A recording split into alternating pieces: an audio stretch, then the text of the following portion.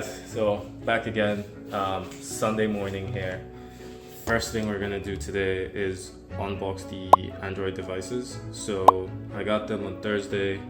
It's been really busy since then. I've been working on a whole bunch of other things, reviewing tickets for the web platform we're building, interviewing candidates, trying to hire some developers to build out the platform for us. But in the meantime, I want to unbox these devices because I have to test them sooner rather than later, so I can start letting the manufacturers know if there's any defects or anything that we need to address before it's time to start getting into stores. Now, after the devices, I still have to acquire. So what I have here is about 60 of these Android devices, which means I need 60 TVs, 60 TV mounts, and 60 stores that want to carry our TVs. So the journey is just starting. It's really early days, but it's really exciting. It's heating up, and yeah, come with me. So I need to go upstairs to my storage unit and go pull out one of the spare TVs I have for testing. So yeah, come along. So I'm taking this little cart over here, and this is gonna help us bring the TV. Quick rant about AI. I've tried to not talk about AI from a point of authority, because I believe there's still a lot to come. There's still a lot that's in development, and we don't know how it's gonna go yet. Kind of like the internet. I'm pretty sure there was like the 2000, where everyone thought the world was gonna end at the turn of the millennium, and all the internet servers were gonna shut down. What's it called? The dot-com boom and the dot-com bust, the 2000-2001 period. I think we're experiencing something similar with AI, where there's a lot of mass hysteria, at least for now in niche communities. It hasn't really hit the public yet, but it's only a matter of time until people really start panicking about their jobs being replaced and all of that type of other stuff. I personally have shut down the business because of the developments in the AI space. I had a travel company that was creating travel itineraries for travelers, right? And as soon as ChatGPT dropped, I actually encouraged our employees to use ChatGPT in giving them a head start when creating itineraries, because I tried it out myself and it was super effective. It was blowing us out the water in terms of speed to creating an itinerary. All right, I'm going in. This is my storage unit. It's a bit of a mess, but it just works as a little storage space for things that I need to store somewhere. So let me just get our TV out and we'll head back downstairs. I have a lot of stuff in here that honestly can tell a story about some business journey at some point in my life. Obviously, I'm here today doing this because a lot of that hasn't worked out. I have a lot of failure stories. I have a lot of success stories that ultimately still ended up in, I guess I can call it a failure because it didn't amount to something like permanent or long-term. But I kind of like it. It just reminds me of the journey so far and it keeps me grounded. It just reminds me of everything I've been through and keeps me going for the journey ahead, because for every journey here, there's definitely fun stories. It's the ideation phase down to actually starting to execute, like ordering stuff, putting together a brand and all that stuff. It's exciting, and it's something I genuinely enjoy doing. So when I look back at these things, like for example, I have here a vein finder, which, so this was a brand my brother and I created called Neuro. The idea here was when I went to the hospital a lot to get my blood drawn, they would stick me at least 2 or 3 times before finding a vein that worked. So I found these vein finders in China. They're produced in China. I can't remember who found it, whether it was me or my brother. And what it does is it projects light, infrared light, onto your skin, and they're able to see the veins underneath your hands. Let me see if I can get the camera stable. Here we go. All right, so I put my hand up here like this, and I put the vein finder, and it like projects, and you can kind of see where the veins would be. So that makes it an easier stick. Now, yeah, it's really cool when I found out that this exists. I was like, why have I been going through everything I've been through in the hospital so far, getting stuck multiple times just to find my vein? The moral of the story was, it was too expensive. And the healthcare industry, they tend to use things for a very long time, and that's not good for business if you're not having repeat customers because your products are lasting 10, 20 years. I found that it's not a very good business model over time. So here's another thing that my brother and I worked on. These are bulbs that we got our other company, Green Lights, which retailed electricity in Nigeria. We got into physical product at some point, and this was our first physical product. LED bulb, 5 watts. So, but yeah, a lot more. So, all right, let's go. Enough talk. But yes, I was talking about AI. So back to AI. Yeah, like I said, my business, which got shut down after not immediately after I experienced what ChatGPT could do, but that kind of opened my eyes to the fact that it might not be the most sustainable business model. So while looking for other products to try out, I decided that it would be best to shut down for the moment and try something else.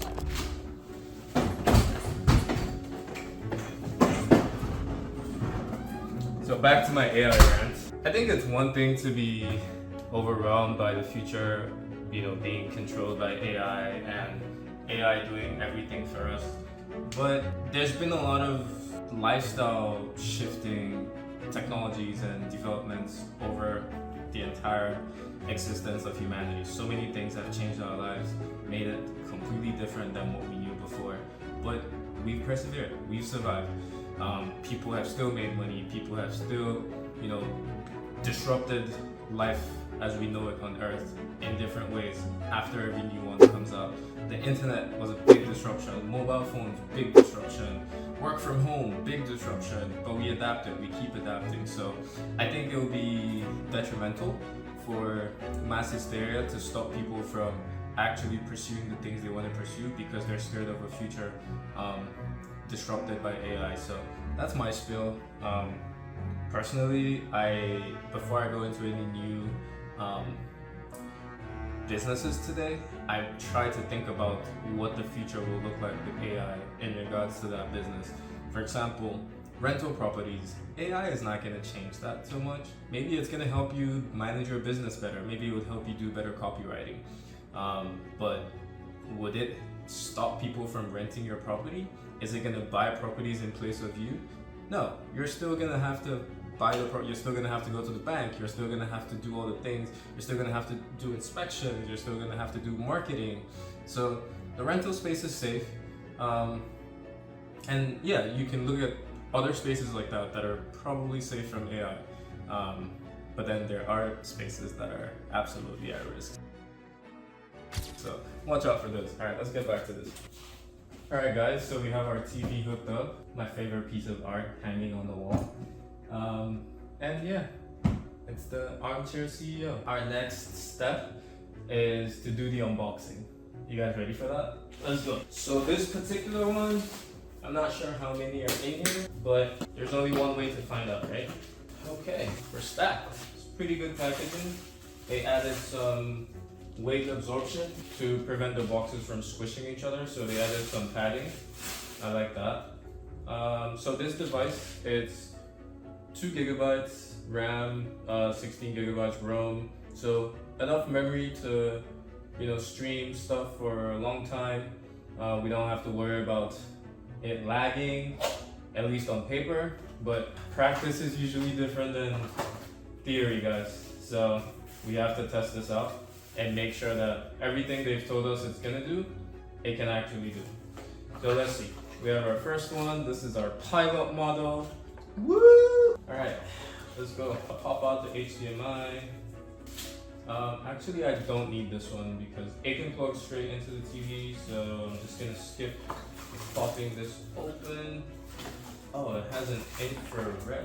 So the remote control is not wireless. It is wireless. It's not Bluetooth. It's infrared. So it has a receiver that needs to be in line, like in the line of sight of the remote, so that we can receive that information when we press a button. Just another thing to worry about, guys. So this is a type B. I thought we were moving away from that, but I guess you get what you pay for, because these are pretty cheap. These are pretty cheap. And I don't think it's a long-term lasting solution unless it blows my mind and works really well. But for now, this is supposed to be a, like an MVP, like let's get started, let's get off the ground. And I figured these cheap devices will work. But they do say cheap is expensive over time. And they didn't even give us batteries for the remote. That's not very good. I'm not feeling very happy about that. But whatever. I think I have some AA batteries somewhere, or this is AAA, so like the really small batteries. Let's see about that. Duracell clutch. We are almost there. This is great. So I don't have a, oh, you know what? I do have a power source behind the TV, so I'm gonna plug this right into the TV. Let's put this right here. Okay, exciting. We're powering on. Look at that. Look at that. Yes, guys, that is our logo. 5.6, baby. So this is it. This is the app we developed. Everything is going as planned so far. So the remote should be controlling. Yes, it all works. So I can change this to Spanish, right? So now we have Spanish language. We're gonna be introducing other languages as we understand our customer base a bit more. We'll be introducing other languages. So right now we have Spanish or English. I'm gonna go with English because I don't know any Spanish. With the Wi-Fi settings, getting connected.